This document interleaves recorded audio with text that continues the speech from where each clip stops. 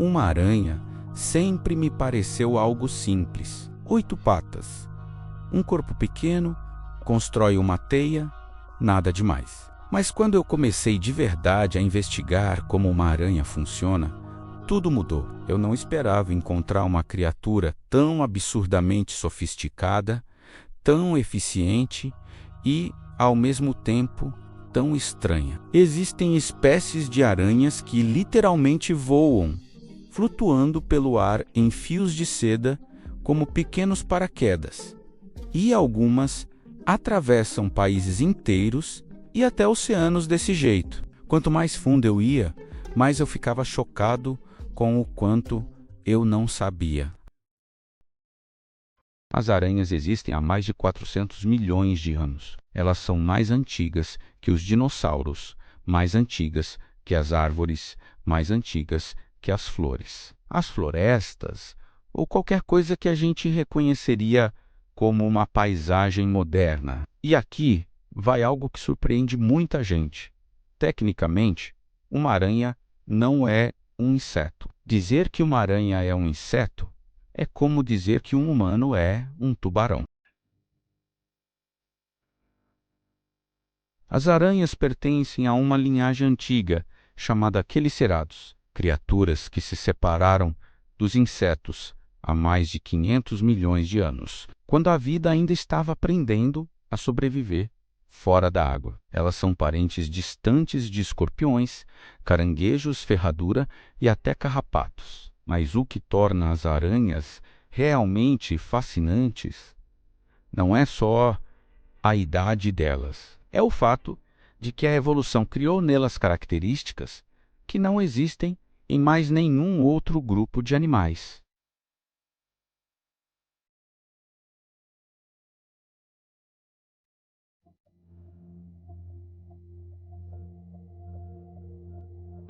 Então, como as aranhas ficaram tão estranhas? Que pressões evolutivas transformaram ancestrais aquáticos em arquitetas de 8 patas? E por que elas inventaram a seda, um dos materiais mais sofisticados da natureza, muito antes de Oacela, para construir teás? Para entender as aranhas, precisamos voltar a um mundo quase irreconhecível como Terra, há cerca de 400 a 450 milhões de anos. Nos períodos Siluriano e Devoniano, a vida estava dando seus primeiros passos sérios para conquistar a terra firme. Os continentes eram rocha nua e plantas primitivas. Não existiam aves, mamíferos, nem dinossauros, apenas artrópodes. E entre esses pioneiros estavam os ancestrais das aranhas. Essas proto-aranhas ainda não tinham glândulas de seda nem veneno.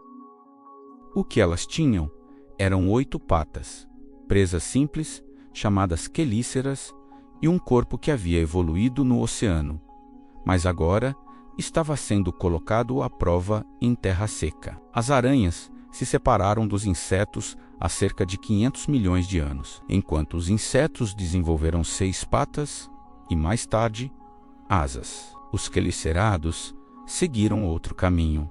8 patas, 2 segmentos corporais principais e uma forma completamente diferente de perceber o mundo, sem antenas, sem olhos compostos na maioria das espécies. Em vez disso, elas dependem de olhos simples e de pelos extremamente sensíveis cobrindo o corpo. As aranhas surgiram antes das flores, antes das abelhas, antes das borboletas, antes dos ecossistemas que hoje associamos à natureza. Elas foram alguns dos primeiros predadores complexos em terra, caçando em um mundo de samambaias, musgos e enormes artrópodes. Alguns dos fósseis mais antigos de aranhas mostram características que não existem mais hoje, como placas segmentadas no abdômen e até pequenas caudas. Eram projetos experimentais da evolução, testando o que funcionava. Mas o que realmente colocou as aranhas no caminho do domínio não foram suas patas ou seu formato corporal. Foram 2 invenções revolucionárias: o veneno e a seda. O veneno é uma das soluções mais elegantes da evolução para um problema básico, como matar algo que pode te matar, Primeiro, o que me surpreendeu é que o veneno das aranhas não surgiu para matar. Ele surgiu para digerir. As primeiras aranhas começaram a produzir enzimas digestivas perto das presas. Quando injetadas na presa, essas enzimas começavam a dissolver os tecidos do lado de fora, transformando a vítima em uma refeição pré-digerida. Com o tempo, algumas dessas enzimas sofreram mutações e viraram neurotoxinas, capazes de interromper sinais nervosos e paralisar a presa quase instantaneamente. Isso deu às aranhas uma vantagem enorme. Elas podiam dominar animais perigosos sem uma luta prolongada. E o veneno não evoluiu apenas uma vez. Ele surgiu de forma independente em várias linhagens de aranhas, criando coquetéis químicos diferentes para cada tipo de presa. Tarântulas desenvolveram venenos otimizados para insetos e pequenos vertebrados. Viúvas negras criaram toxinas que atacam sistemas nervosos mais complexos. As aranhas de funil da Austrália produziram alguns dos venenos mais potentes da Terra. Mas para a maioria das aranhas, o objetivo não é matar, é liquefazer. Aranhas fazem digestão externa. Elas mordem, injetam veneno cheio de enzimas e esperam enquanto o interior da presa se transforma numa sopa nutritiva que pode ser sugada. Algumas espécies até desenvolveram venenos que funcionam como anestésicos, impedindo a presa de se debater enquanto a digestão começa. Outras paralisam o animal, mantendo-o vivo, como comida fresca guardada para depois. Isso é predação em nível químico. E foi isso que abriu caminho para a próxima grande inovação. A seda. Se o veneno era a arma da aranha, a seda virou seu superpoder. A seda de aranha é um dos materiais mais incríveis da natureza. Proporcionalmente, ela é mais forte que o aço e mais elástica que a borracha. As aranhas produzem seda há quase 400 milhões de anos. Mas ela não começou como material de teia. No início, servia para proteger ovos. As primeiras aranhas envolviam seus ovos em casulos de seda. Depois vieram os cabos de segurança, os forros de tocas e, por fim, as armadilhas aéreas. As aranhas modernas não produzem apenas um tipo de seda. Elas produzem até 7 tipos diferentes, cada um com propriedades específicas. Uma forma a estrutura da teia, outra é pegajosa, outra serve para enrolar e imobilizar a presa. Cada tipo vem de uma glândula diferente e a aranha troca de ferramenta conforme a necessidade. Algumas produzem seda dourada que brilha ao sol. Outras fazem seda mais resistente que o Kevlar, criando teias que atravessam rios inteiros. Algumas abandonaram as teias e usam a seda como laços, sinos de mergulho debaixo d'água ou até como balões para viajar pelo vento.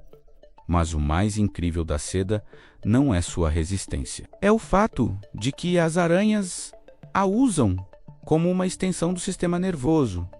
Uma teia não é só uma armadilha, ela é um órgão sensorial. Quando algo toca a teia, as vibrações viajam pelos fios como sinais numa rede. A aranha consegue saber que tipo de criatura caiu ali, o tamanho e o que ela está fazendo só pelas vibrações. Cada fio vibra em frequências específicas, como uma corda afinada. Algumas aranhas constroem uma nova teia todos os dias, reciclando a antiga e criando uma interface sensorial nova, ajustada às condições do momento.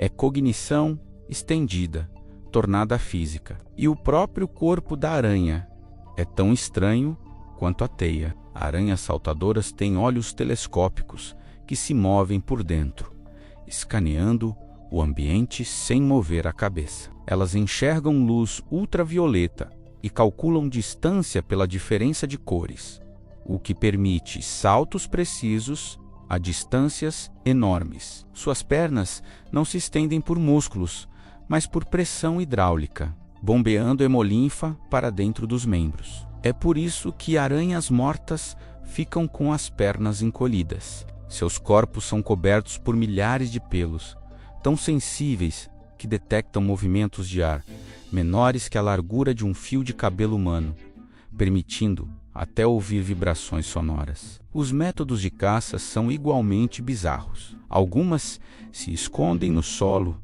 e atacam de surpresa. Outras lançam redes de seda no escuro. Algumas mudam de cor para se confundir com flores. Outras imitam formigas para se infiltrar em colônias. E algumas não apenas reagem.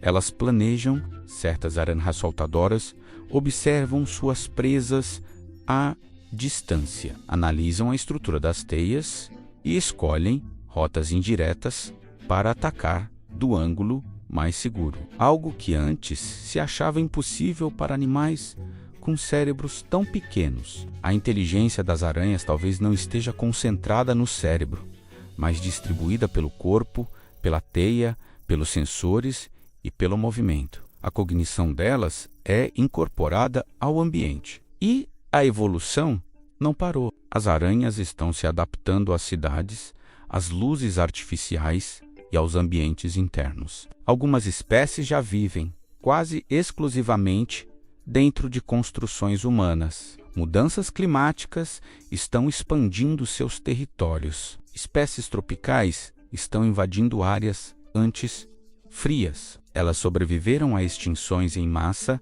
eras do gelo, supervulcões e impactos de asteroides. Muito provavelmente, quando nós não estivermos mais aqui, as aranhas ainda estarão silenciosamente tecendo, caçando e dominando o mundo à sua maneira. Agora, eu estou tentando elevar cada vez mais a qualidade dessas produções, com visuais melhores, pesquisas mais profundas e histórias mais bem contadas. Mas isso exige tempo e recursos. Então, se você gosta desses filmes e quer ver projetos ainda maiores no futuro, o seu apoio faz toda a diferença. Obrigado, de verdade, por estar aqui.